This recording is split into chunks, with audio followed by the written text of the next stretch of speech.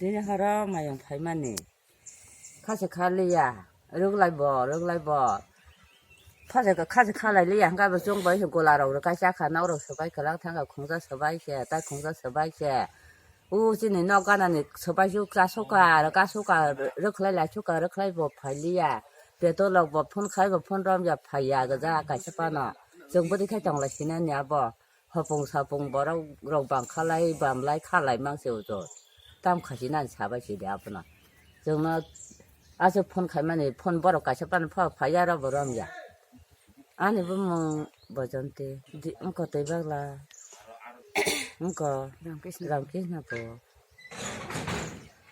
มองกี้อ่ะ